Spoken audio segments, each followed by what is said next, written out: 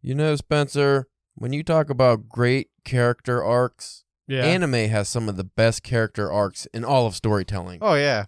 But you know who has had, in my opinion, the greatest character arc of any anime that I've watched, and nobody talks about it? What's that? Can we talk about how Master Roshi overcame a crippling sex addiction to join the biggest kung fu tournament in all the multiverse? Yeah. And played a major role and had one of the all-time greatest performances in martial arts history. Yeah. I mean, why don't we talk about that? I don't know. See, I was waiting for you. I was hoping you were going to use the word growth, because if you said great animated growth, I was going to say Vegeta's neck. Neck, yeah. Because if you look in those first, whenever it was a pencil neck. Yeah, now like in all the newer stuff, he got that big thick neck. He got that thick, and his hairline got higher. I don't know. His head got bigger. But yeah. He got the roid head. He got the human growth hormone head. Yeah, so I think Master Roshi is the bee's knees, man. He needs to get more credit. That was fantastical. Did you ever see that picture of Arnold Schwarzenegger like riding a bike with his white beard and like a weird it's just like, is he turning into Master Roshi? What's going on? Yeah, he definitely turned into Master Roshi a little bit. Anime aside, I had a minor blunder earlier before you came over. Okay. So I got rejected from McSweeney's, and it's to be expected because I submitted to their unpublished author edition, and I've recently been published, so it's just the timing didn't work out. But they liked my story, which was good. That's good. But here's the thing. That story, I decided I got to submit somewhere else, but, it's the absurdist story, so what do I do with that? Well, I looked at a couple places, and I found a really interesting journal called Bourbon Pen. Ooh, hey. Oh, wait. It comes to play here. I was looking at them, and there's a really cool magazine, and it's the print, they pay, they publish absurdist stuff. So I was like, hey, this might be a good fit. Anyway, I decided to submit to them, and I noticed my word count was a little long. It was a little longer than, not much longer, but a little longer than what their guidelines were. So I was like, well, I'm not going to be a douche and just submit anyway. I'll reach out because they have a contact page. So I'll reach out and see. It was like, hey, is it okay if I submit this, or else, I'll just submit it elsewhere. The editor got back to me pretty soon, actually, and he was like, yeah, we'll still take a look at it. It's like, okay, cool. So I submitted it, and then after I did all that stuff, I realized not only when I was submitting, but when, not the submission itself, but when I reached out to the editor, it was the Drunken pen writing email I messaged him from, not my normal author email. So I was like, oh, I don't know if that had a play in him getting back to me so soon. The Drunken pen, the Bourbon pen. Yeah. It's like, that'd be kind of cool. But then if he listens to this podcast, then he'll know what a buffoon I really am. Yes. And the charade that I'm living here, that I am a fraud. Oh, hopefully he doesn't find that out until he accepts it. Yeah. I don't think I'm a fraud. I don't know. Do I do anything fraudulent? I mean, the buffoon part, maybe. No, the buffoonery, definitely. The fraudulence, I don't know. I don't think I ever led anybody astray in these submissions. I'm always pretty honest. I did tell somebody that Mel Gibson really loved one of my stories, and they accept, when I submitted to the New Yorker, and they're like, no, we don't like Mel Gibson. It's like, fuck, wrong celebrity. The Jews. Fucking Mel Gibson. What's wrong with that guy?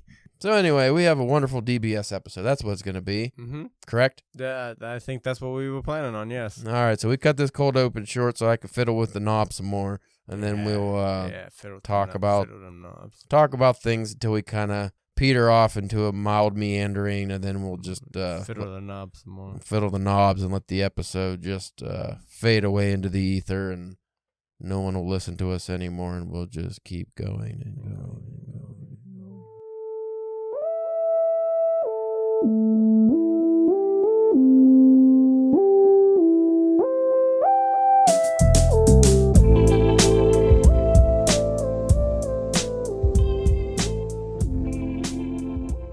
We present to you the Drunken pen writing experience. Oh, where's your guitar? The air guitar doesn't count. Where's the real guitar? They can't see playing the air guitar either. It works on no fronts. No fronts. You got your drums? Don't do that. It makes noise. Drums would make noise. So the experience is dead immediately on arrival. So welcome to the Drunken Pen Writing Podcast. I'm your host, Caleb James.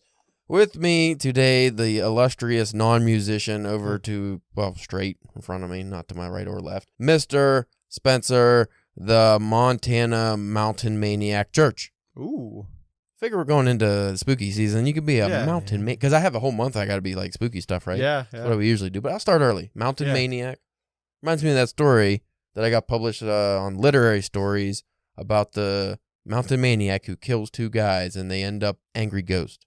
Angry ghost. They're just bickering about how they got killed and whose fault it was. It was a fun story. Today we're not talking about anything. Fuck. What am I? What? I don't know why were you reaching for your phone and stuff? Yeah, I have notes. Oh. Master Roshi character sex addiction. Yeah. It's the only thing I wrote down because I didn't want to. Because you know how I always say, I had a great cold open idea, and then I forget it. Turns out they're actually not great, but they're not great. They're not great ideas. But I don't. I still write them down. So you just think they are in your tired mind of delivering heavy water jugs in 90-degree weather. Like, that was a great idea. Wait, no, it wasn't. You should see when I'm on the days I deliver beer, what my ideas are like. I'm dealing with drunks all day and I'm extra angry. Yeah, they're not good. So, Spencer, I think it's time we had a little talk. All right. A little writing talk. Oh, I was hoping it was going to be about the birds and the bees. I think that ship has sailed long ago. The things you've seen and the things you've hosted on your OnlyFans, I don't think anybody needs that discussion. No. I wanted to discuss writing because it's been a while, so maybe our processes have changed since we've last discussed how we write, what we write, and how we go about writing. So I will pose this first question to you since you are such a gentleman and a scholar. Yeah, that's exactly the things that I am. Yes, 100%. So when we go into writing, we usually focus on one main thing. Think about the first sentence and the first paragraph when you go into it. Because most likely, you have the idea. We've discussed this in the past. Usually, you have the idea for the story. Maybe the ending's already there. Yeah. The characters, maybe you have some of those. But when you go into that first paragraph and that first sentence and you're starting, what do you focus on generally when you go into it? Do you think, I need to establish the setting? I need to immediately just establish or introduce the characters? Do I establish the action right off the bat? Like, what do you personally tend to go to? I know things switch and over time, or the story is, it varies, but just in general, what do you go for? Generally, we've talked about before in the other episodes of trying to set that hook in early. Yeah. I still think that's kind of the best way to go. No more literary fiction style where it just meanders for a page. You can't do that anymore in this climate. You have to hook the reader, preferably if you can in the first sentence, but definitely in the first few paragraphs. Right. And then, too, like you said, it varies. That the very, very first thing is me spending like 3 days trying to figure out what is the best way to start. That's the actual true, should I just start out with this or should I, you ever notice, there's sometimes, you're reading a story or, book, novel, comics, whatever, and it's you don't even get introduced to who the actual main character is until the second or third chapter somehow. And that's when those are the really good writers who can do that. When they spent that setup, they introduce other characters, but the person who actually ends up being the main person by the end of the thing, you might not see for the first 15 or 20 pages. Well, Neil Gaiman comes to mind with the Graveyard Book because the first chapter, he hooks you by introducing a murderer, murdering an innocent family, and the baby gets away, and the baby's the protagonist, but right then you don't know about the baby so much, and he just starts off with the villain. Yeah. It's the guy that's the only person you know, and then everything unfolds in the following chapters. That's a cool way to do it. Right. Sometimes it throws me off if I read a story and it takes too long to get to the characters, or some stories I've read, especially when you get into more Buddhist-centric Japanese fiction, they get into the setting real hard, even maybe some philosophy, and it's where are the characters? The way I was, I was thinking, and probably the broadest, idea that maybe people will be, most people understand is at the beginning of Star Wars, you get some of the characters and stuff, and they're important characters, but you don't see Luke until I would think 20 or 30 minutes into the movie, I would think. It's been a while since I watched that first one. Yeah, it's not right away. Yeah, so like, and he ends up being the main, Do they introduce Darth Vader earlier in the Yes, that's what I thought. yeah. So that's like the Neil Gaiman method, to introduce the villain first to hook the reader, because they know who's cool. Right. You know what's an interesting device, and I don't know how you can do this in regular prose, but if you think about Alan Moore's Watchmen, they introduce Rorschach very early, but you don't know it. Right, yeah. Like, he's throughout the book just as Rorschach, like the normal guy, but without the mask and stuff. Yeah. It's like you don't realize it's him, and it's like, oh, that's kind of cool, because when you go back, you can see him. But you could do that with characters in a book. You maybe have like a rambling bum or something, and it turns out that's one of the main characters that you weren't aware of until he's actually introduced proper. I still think setting is an important one, because if you do setting, and I always go back to The Shining because that's my favorite example of making the setting a character. Yeah. If you can establish the setting really well at the beginning, haunted houses are an easy example, but a lot of great literary writers, they'll use the city that the character's in. New York City is a common one. Same with Chicago for like mob stories and stuff. But the actual city can, or the town or wherever the story takes place, can be just as much of a character. Think of Gotham. Yeah, I was just gonna say Gotham. Could be as much of a character as the Joker or Two-Face or any of them, because they're all a product of this city. Right. So it's like you actually go back to the roots of the storytelling device you're using. What created the characters? Would the Joker be the Joker if he wasn't from such a fucked up place? Right, yeah. If he was, somewhere in Boise. If he grew up in Nebraska, he probably wouldn't be such a He maybe really hates corn, but that's I don't think that's enough to kill people. But setting's definitely important. I usually establish setting at the beginning, depending on the story I'm telling, but I definitely focus on introducing the characters early, I find. And I could probably do better with... This is kind of hard because both of us mostly write short stories. If you're thinking about like longer works and novels, that's different because you have more room to play. Right. When you're working with a short story, especially if it's flash fiction, you really can't just be... You gotta get in there. Yeah, you have to be more choosy with what you pick to introduce and what you're going to focus on. So you can't be like, I'm going to focus on the setting and the characters introduced later, and I'm going to... establish this really cool atmosphere too. Like, that's really hard to do in a short story. Often you have to sacrifice something for word count. That's what I find I always struggle with, is what do I sacrifice for the word count's sake? And I don't like writing for word counts, but I find I often have to for submissions. Have you messed around with atmosphere at all? Because you haven't really written a lot of horror stories and stuff, but even suspense or things like that, 'cause even a romance, the atmosphere is important.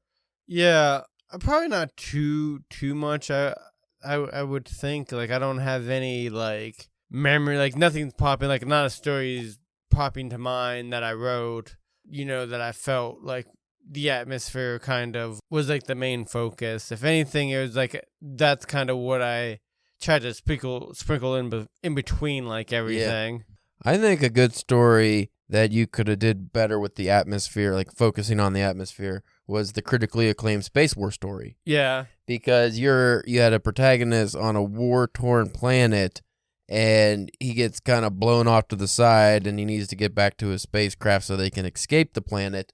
And you have this weird situation where there's a guy on a foreign land. Yeah. It's lonely. It's in space.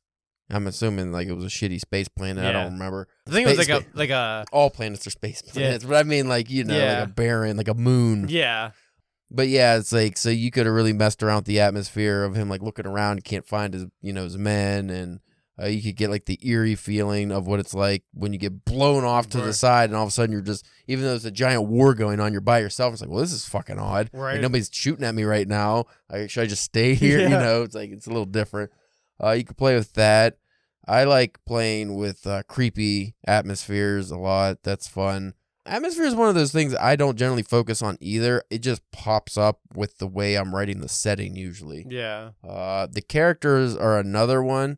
If I think of the story Bathed in Starlight that is in Horoscope Volume 3 coming out that I wrote, that story is set in Canada, in Saskatchewan, Saskatoon, I believe, the city. And it's based on the story's based on real murders in a real place, but it gets like negative 28 degrees there, and it's so cold that you go outside, you just immediately freeze. So that's the atmosphere already. Like that's the setting, and the atmosphere is like what it's like walking in these lonesome streets when it's that cold, and when you hear a car coming or footsteps or something, it's like, well, that's completely unexpected in this situation. Yeah, like, what is that? It's like, the woman who, for whatever reason, is walking down a dark alley at night, and then she hears another set of footsteps coming. Oh shit! Yeah. You can set a lot of tension with that, which I try to do in that story.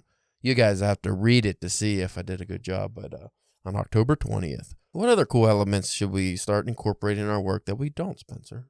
I mean, we both do setting and character, obviously, and atmosphere to a degree.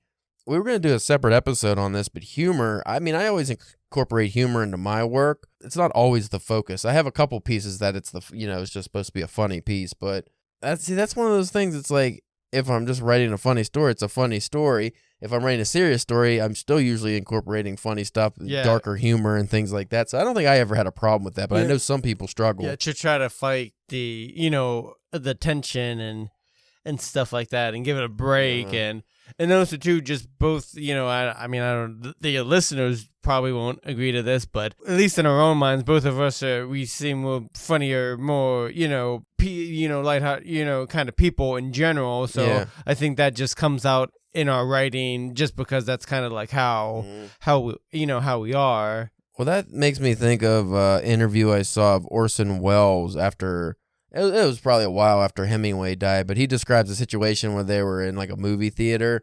Hemingway was screening some movie he made or something, and they end up getting like a fisticuffs fight, and it's pretty funny. But he says that one thing people don't know about Hemingway, that just fans, is that he was like riotously funny. Yeah. But in his work, he's just completely serious and solemn, and he never incorporates any humor. And he's like, I wish he would have incorporated humor because he was such a funny guy. Yeah. There's a lot of writers I know that don't, like, you read their work, and you're like, damn, this is like Cormac McCarthy. Right. I'm sure Cormac McCarthy had to be kind of funny in real life, but he has almost no humor in most of his work. It's almost like, as an author, you're putting on a persona, and you're afraid to let your real personality shine through your work. I don't know if that goes back with the fraudulence of people are going to think I'm a phony, I'm supposed to be the serious writer, but I'm actually goofy, and you can't be like that. But like Stephen King does, he was the horror guy for a while, but then he's just like, I don't give a fuck anymore. I'm just goofy old guy who plays guitar and shit. Like, he doesn't take himself too seriously. Like R.L. Stine kind of has a reputation, even though he writes like kids horror. Like, I always saw him kind of having a certain personality that's kind of a persona. I don't know enough of his work to really judge. But there's a couple other authors I know of where when you view them, you only view them from their work, and you don't actually see them as a person. Right. He's just like a name. I'm sure J.R. Tolkien was really funny. Yeah. And he did have like the whimsical humor and stuff in his work. But yeah, I mean, I think Tolkien, basically what you get with Lord of the Rings is his personality. Yeah. It was his thoughts, because he was a professor, he was very smart. He studied languages and stuff. Was the Game of Thrones guy, George R.R. Martin. Yeah, I feel like he probably gets cast in a certain way because, now, granted, I haven't read any of the books, and like there would be funny moments, there'd be like, funny, lighthearted, break the tension moments in the show. But I feel like he probably has a certain persona of just because of the kind of stories that he's known for, other than what he's probably like in real life, Yeah, just from his interviews, he seems like he's a pretty funny guy. Yeah. Like, he likes to laugh and have fun and stuff. I mean, he wears a fucking train conductor hat. Yeah. He just doesn't seem like one of those guys that his work doesn't seem like there's probably a lot of humor in it. Like, I haven't read the The Games of Thrones. The Gots of Games of Thrones. The Triple H of Thrones. I haven't read that, so I don't know if it's funny or not. A good thing he was done wrestling by the time that shit got coming out. Could you just imagine him walking down to the ring? Oh, it'd almost be like a weird like merger of back to his old like Hunter Hearst Helmsley like persona probably. Yeah. That's the second time you brought up Hunter Hearst Helmsley's old persona on the podcast in recent days. You need to stop watching old wrestling clips.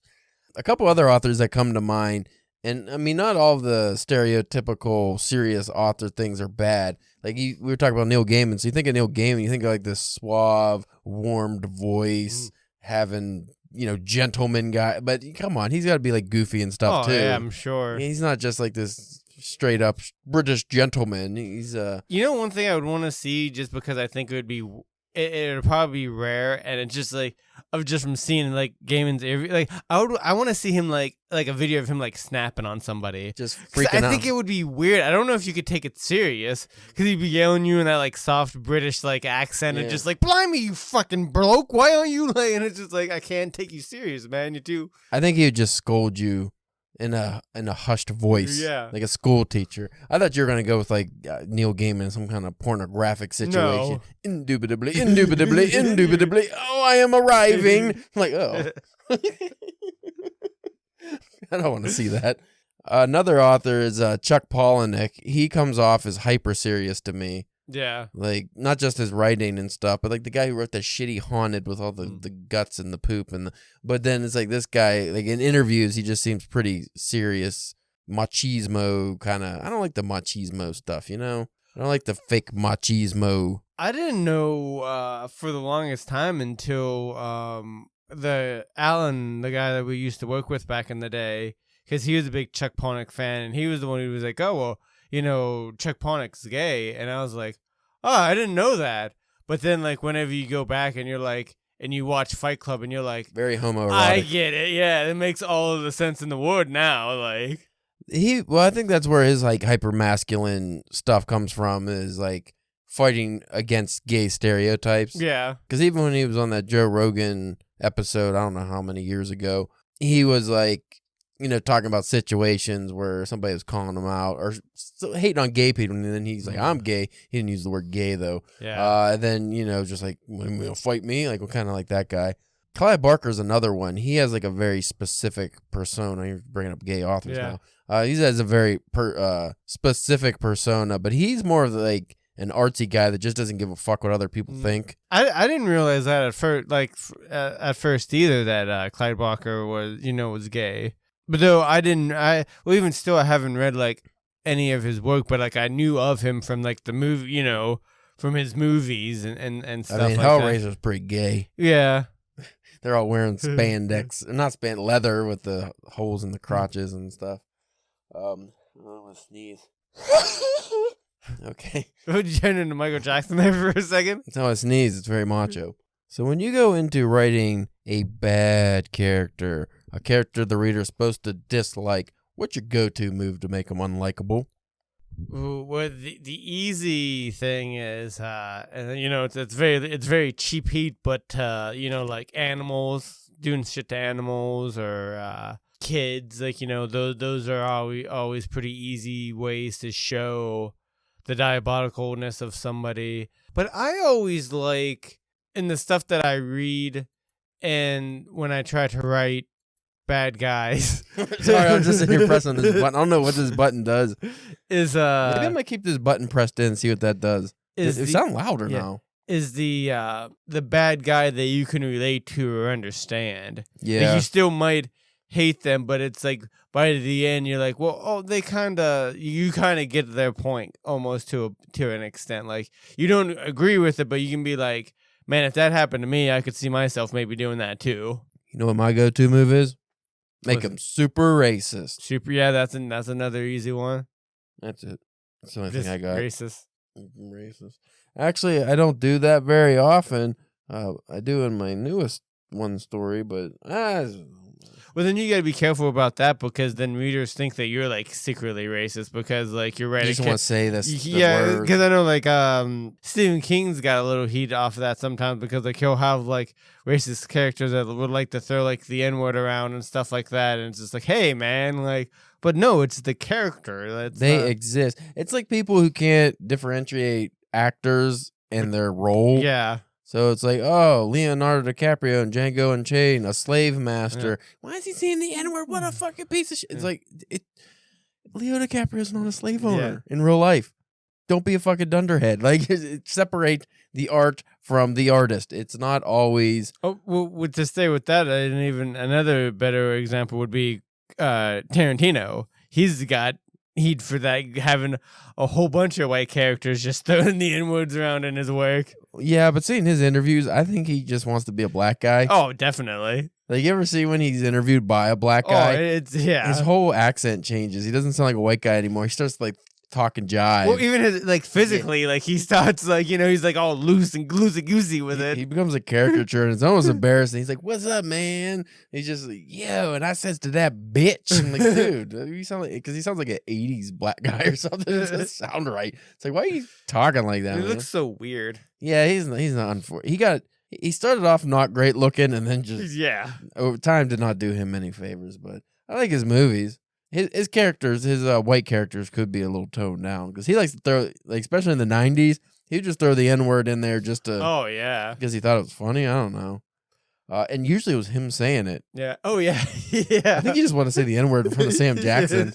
I think that's what it was. Like you think like Pulp Fiction and. Now bringing that up, those are always funny because now there's multiple times of Samuel Jackson getting interviewed by some white person and they're talking about like the N-word and he's like, "What N-word are you talking about?" And just say it. And he just tries to get him to say it so bad, and they're like, "No, just say it. I'll say it with you." Yeah.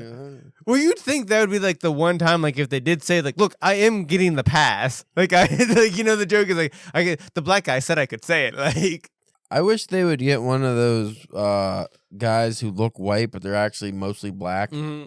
Like a Logic or something. It's like you're half black, but you just look white. You look like you shouldn't be saying the N-word. Right. And then you're in that situation. He just says it right off the bat, and then you're just way. But then he's like, "I can't get in trouble." I was like, "I don't know about that, buddy." I remember the singer Halsey got in trouble. It's like a year or two ago. People were giving her shit because she was talking about how hotels never have like shampoos and stuff for black people.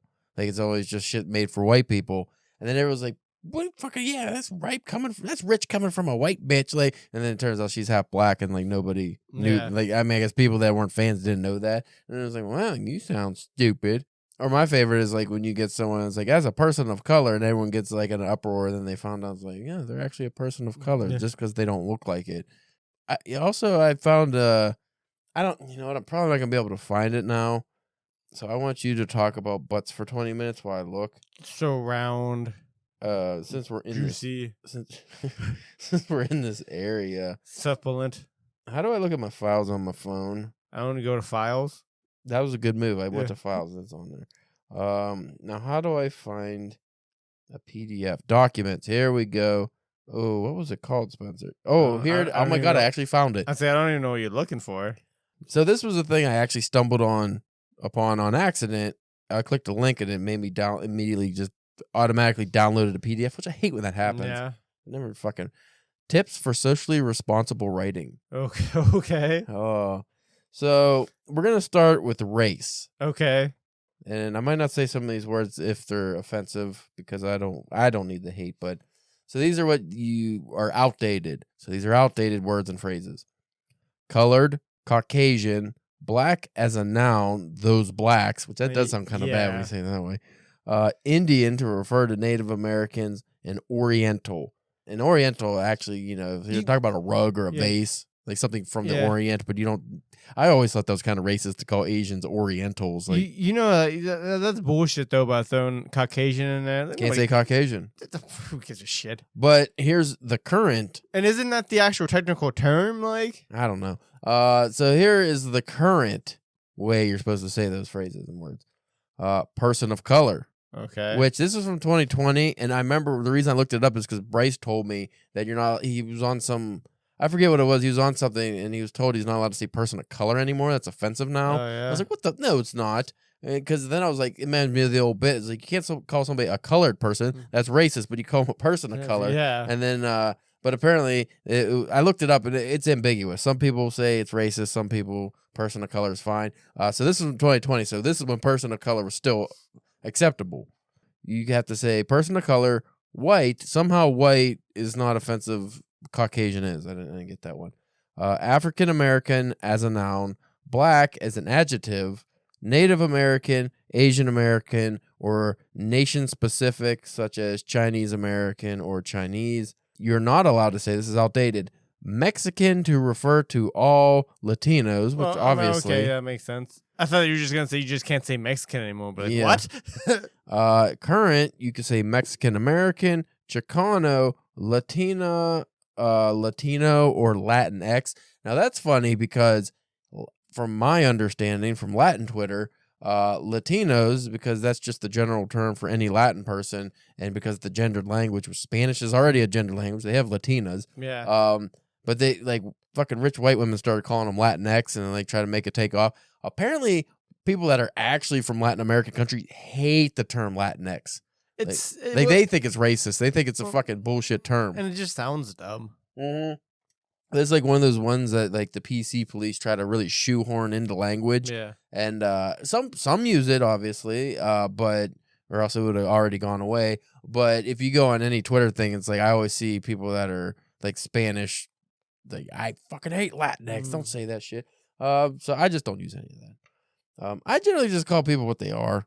Like, if you're Mexican, and you're Mexican. And if you don't want me to call you Mexican, I'll call you whatever you want. I don't care. You just gotta let me know. Yeah. Outdated, minorities. Current, non-whites, people of color. Non-white sounds worse to me. I mean, minorities, I get it, but like non-whites. If you called somebody a non-white. Well, I mean, if the non-white is supposed to identify you as not a minority, because we don't want we don't want to say, oh, because you're a black person that means you're a minority, you're not the majority. Or I mean, normally that was supposed to be just statistically speaking, there was less black people than white people, but now it's just, we don't want to think you're lesser than white people, so we're not going to call you a minority. But non-white sounds like it has the same meaning to me. Yeah. It's like, well, white is the basic. That's like saying normal for non-gay people. It's like, oh, you're normal or you're gay. It's like, no, that means it's like... That'd be like non-handicapped. Yeah. It's like, it just makes you sound fucked up. Like, you're just saying non-whites, like the white's the go-to normal. Like, no. Just say people. I don't know. But there's a second page, Spencer. Oh, yeah. I like these because it's so stupid that people care. This is the one that I personally got offended by. I was offended. You were offended by the word or just by the stupidity of it? Both. The outdated. This is for class now. Outdated. You're not allowed to say this anymore. Lower class, poor, high class. Why? I grew up poor. Yeah. I was poor. Yeah. I can't say poor anymore. You know what I have to say? Lower socioeconomic status. Oh. What a fucking mouthful that is. Working class, which I think working class. Yeah, I don't mind. But working class always made me think of higher class than poor class. I always That's thought like middle class. Yeah, I always thought it was poor class, working class. So I never understood working class used as meaning poor. I guess now it actually does. Well, but, yeah. And then this one is even stupider. Higher socioeconomic status. I get saying low class and high class has a connotation of negativity, like a negative connotation. But I don't. The socioeconomic. Don't say that. Yeah. That's too much of a big word. Like because this is in writing too. You're writing that. Yeah. So we went down to the the lower socioeconomic quarters. Like we went to the poor side of town. So this is for ability because you brought up handicap, folks. Can't say handicapped anymore. Yeah. That's been a while. Can you still say handicapable? That's what I was just gonna say. Wasn't it handicapable? I don't think you were allowed to. And we'll find out. So you can't say handicapped. You can't say differently abled, and you can't say disabled.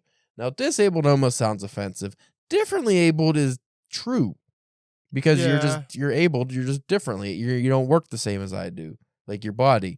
Current, you just have to say person with a disability. That's all they got.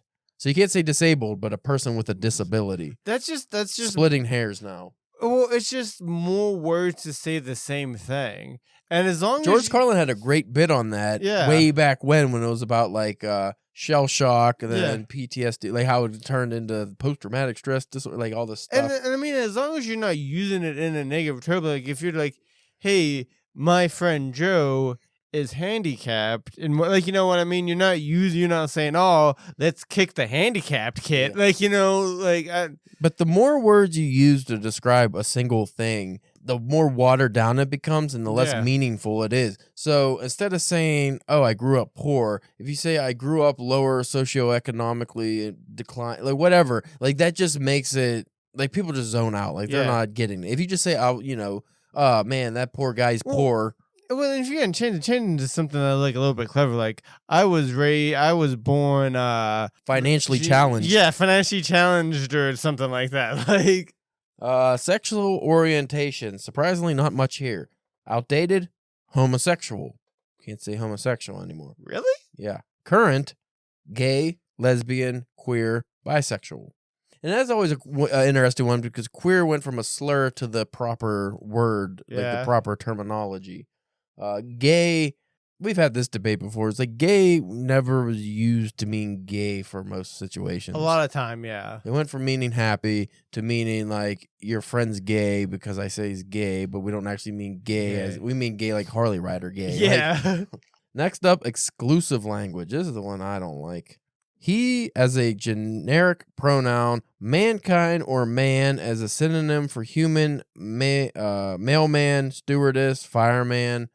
So was it like fire person? Yeah, so the person, inclusive language, they, people, person, mail carrier, flight attendant, firefighter. I actually don't have a problem with all those. The only one I actually have a problem with is the mankind because I just don't think humankind has the right ring to it, and the word man is still in human. Mm-hmm. Person kind's worser. Person kind's worse. That's I mean, I guess that's my only real gripe is the mankind because he is a generic pronoun. Like I don't mind using they. I don't care. I honestly a lot of these I already used before, but like fireman. It was mainly just fireman because most firefighters are they're men. Yeah, that's the only real reason. But in this day and age, I guess if you have more females and stuff, you have to be more inclusive. But like the mailman, that's another one. It's like I never said mail carrier. It's too much. No. When you make the word bigger or have to use multiple words. Why can't it be like if there's a man delivering you a mail, it's a mailman. If it's a lady, it's a mail lady delivering. Like, you know what I mean? Well, they don't want it. Sometimes people don't want to be male, man, or lady. They just want to be carrier. I don't. We've aged out, dude. We have. Well, it's just we're gonna get hate letters just because we're gonna get like hate emails because we read this on air. But and like as two people who don't generally hate any class of people, no, it's just weird that we're somehow in the wrong just because we're outdated. And it's like, and the problem is now in society you can't update fast enough. Right, like, it's hard to stay on top of this stuff. And even just to go back to the couple of things like with the race. Again, I think, like I saw like a reel talking about it or somebody talking about it. Maybe it was like a comedian. It's just like the whole race thing is dumb because there's one race. The human race. There's one thing. We just have, we're all the same. Your just skin is darker or lighter. We're all the melanin. same. We're all the same. It's not like we fucking went out into space and living on Mars with Martians. And yes, okay, then there's different races of different things. Like, you know what I mean? Your ancestors were born closer to the equator. It's just, that shit just pisses me off. And it pisses me off that somebody is pissed off at somebody because of it's the most stupidest fucking thing to be mad about. The two things that bother me the most, and it's not my place to actually be bothered. That's another fault of being just a heterosexual, if we're allowed to, cisgendered white male. In modern America, you're not allowed to be upset about things, but then you get in trouble. But white women can be upset for other races and stuff all the time. But here's the two things that bother me the most before I forget them. One is just saying black person, black guy, black woman, because I grew up with mostly black friends. We went to the what is considered the inner city school here. Yeah. Everywhere I've traveled, and I played basketball and talked to black people from all over America. And one thing most of them had in common my whole life, even now when I go on Black Twitter, is that they just like to be called black people. Yeah. The black community, black people. The term African American, while considered proper and stuff, in the black community, they're not calling each other African American generally. Right. And a lot of times they're just like, just call me a black person. Like they don't fucking get all bent out of shape. Again, for the most part, you go to college towns, it's probably different now. But again, is it actually those people, or is it the other people getting mad? Offended for them? That's what irritates me, is people getting offended for them. Saying, no, like, it's like Mexican. Mexicans are proud to be Mexican. If you're a Mexican American, they're still proud of their Mexican heritage. But you can't call them Mexicans because that's offensive. It's like, that's what they are. Or Hispanic or Latino or whatever. Like, we have to come up with different identifiers. And a lot of the people that are actually the ones that identify as that get offended by, like I said, the Latinx thing. They get offended by all the extra bullshit. It's like, no, I'm just like, it's okay to just be a black guy. And I don't get mad that I'm a white guy. Like I never, really think about it. Like I always thought Caucasian sounded stupid. Right. So if that's what you're not supposed to call them anymore, I'm fine with being a white person. But the other thing that irritates me more, and this goes along with that, is the adding the suffix American to something. So you're not an American, you're a black American, you're an African American, you're a Chinese American. If you're born in America, you're just a fucking American. That's why there's so many problems, is because we have to separate everything. And actually, this is another thing that pisses me off. If you come to America and you live here, you get your green card, or hell, fucking even if you come over illegally and you live here, you're still American. That's the fucking point of America. You live here You in don't America, need any of that shit. Like, that was the whole point of fucking coming over here. Like, to be all just one people. Yeah. Not to be separated by our old identities. Like, if you're born in Nigeria or something and you identify as an African, and then you immigrate to the United States and you want to be an American, you become an American, that would be an actual African American. And you know who hates, like, the left really hates this? Elon Musk is an African American. Yeah. Because he's from South Africa. Right? Like, but see, that's where it gets murky. Things like that. Like, people don't like Charlize Theron. If she's, I don't know if she has American citizenship, but if she does, she's an African American. That one track star who had the blades, who murdered his wife or whatever. Oscar Pistorius, allegedly. Yeah. Well, yeah, allegedly. He's African, right? I think so. He's like South African. Yeah. So he's African. But it's just like, it's weird because we like have these identifiers. If you come from another country, you can add the, Irish American, Russian American, whatever. That makes sense because you're two things. If you're just born in America, especially if your parents were born, especially if your whole lineage for the most part, back at least 100 years, is American, you're just an American. Yeah. You're not Chinese American. You're just American. When you start switching it and it's like, well, I'm a Chinese American. Are you a Chinese citizen? Well, no. So you're, racially, I guess you're Chinese, but you're an American. When you never hear any of is the Canadian American, because they don't want to be associated.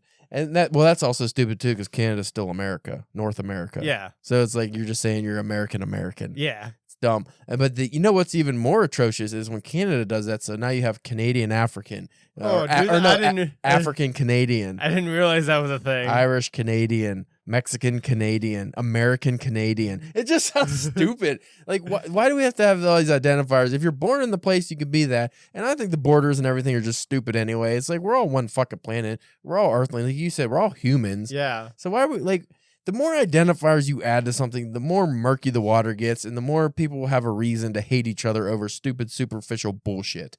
Oh, your skin color is slightly different from mine, so I guess I should just hate you. It's like, didn't we breed out of that genetic trait from caveman times, like how many years ago now? And it's just not even like over here, like, because isn't it really bad, like over like in Japan and China and Asia? It's even stupider over in those countries because, no offense, a lot of them look the same. Yeah.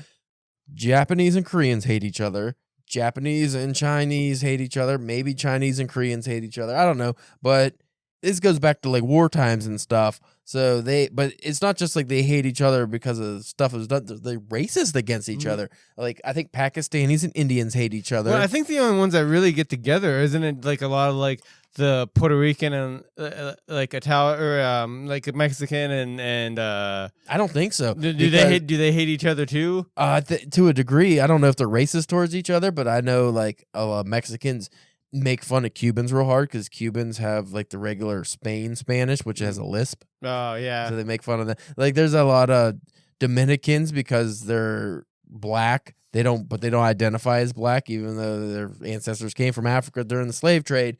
But they're darker skin. You think you're Sammy Sosa's and stuff. It's like, I'm not black, and then they like fight against that, and then like they judge each other differently. I don't know. There's just a lot of weird things that people get obsessed about that just makes no sense.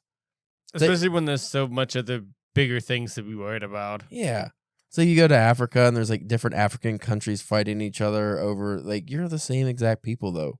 Like, why are you fighting? This is stupid. Like, it's all over dumb shit. You do that with religion too. It's like, well, we all believe in a God, but it's Not not the yours. exact same named god, even though he has the same superpower. So it's like, Right. it's like, does it fucking matter? Why are you fighting so? Or, I don't even want to get into theology stuff. It's so stupid that people will pick the dumbest shit to fight about. And then not only that, it's that they force other people to go along with this fucking malarkey. So now you have writers like us have to have inclusive language. And I think we discussed this a long time ago, where they actually have inclusivity readers, like readers who will read to make sure your work's inclusive enough. And if it's not, they'll make all the suggestions and, hey, you actually should say humankind, and you really should just refer to these people as they, and not just like, we don't know who the character is yet, so you shouldn't say he. They should just be a they until it's revealed what their pronouns are. It's just like, nobody gives a fuck. It takes you completely out of the story. Yeah. But that's like a big thing, I guess, in the actual traditional publishing industry. It was. I don't know if it is now. It might have died off because nobody gives a fuck. That's another thing, too. Nobody actually gives a fuck. No. That's the problem. People just want good things. Like, people bitch about Marvel movies and how all the Disney diversity is killing everything. No, the main thing people bitch about is just they make shit movies a lot. Yeah, if they're just making shitty if they make a good movie, it doesn't matter if it's female-led. If it's a good movie, it's a good movie. Right. If it's fucking 2016 Ghostbusters, it's just awful. Yeah. It's awful. It doesn't matter who the fucking cast is. It's just awful. We need to stop this because we're going too long. I'm going to get mad. It would it was a DBS episode, but we really diversed off a topic. We digress hard. It's just the forcing people to think and speak a certain way on behalf of people that you don't even know if they care is what bothers me the most. Because when you get offended for other people, you're probably just a piece of garbage. Like, you're probably wrong. Because like we've seen the videos that or you're not doing it for the right reason. You're doing it so people look and think about you a certain way. Well, like two examples. When like Americans, usually like white American women, go to Japan, or even if it's just for Halloween or something, and they dress like geishas. Mm-hmm. And then people, like, you get all these people out of the woodwork, all these people fresh out of fucking college and stuff, get super offended on behalf of Japanese people. And then actual Japanese people are like, oh, well, that's so cool that you're dressed like that. Yeah. You like our culture. And it's like, oh. And then like we've seen the videos of like the guys that'll go down to like Berkeley and stuff with the mariachi, garb and the hat. The big hat and a fake mustache. Yeah, and like all these 20-something white girls will be like, oh my God, you can't wear that. That's so offensive. But then they go to like Little Mexico. Yeah. And all the guys are like, hey, fucking awesome. Yeah, it looks nice. I like it. Andale, hey, nice mustache, eh? And it's just like, why is it that the people that are supposed to be offended aren't, but everyone else is? Yeah. It's stupid. Anyway, if you want us to talk about racism and diversity and all that stuff, let us know. And we probably won't, because I don't like talking about that stuff too much, because it angers the blood. But you can email us at drunkenpenwriting@gmail.com with suggestions for show ideas and stuff, because we goddamn need them now. All the time. I'm always worried about future guests not wanting to be on the show anymore because of the things we talk about. But then I think I don't really want future guests that often. Like, so I don't mind. You can check out Spencer's OnlyFans at the Montana Mountain Maniac. What are you doing exactly on that mountain? Maniac stuff. Oh, that's fair. You could check us out at DPW Podcast on Instagram, Facebook, YouTube, and Twitter /X or X-Twitter or X parentheses Twitter or Twitter parentheses X hashtag cemetery, whatever. I don't know. You can follow me at CalebJamesK.com. That's my website. I got stuff on there. If you're from Bourbon Pen and you're listening to this, I really hope you like my story and not you just ignored the last 20 minutes of this episode and Spencer made me do it. Yeah. Anyway, we thank you for listening and we will check you out next week probably.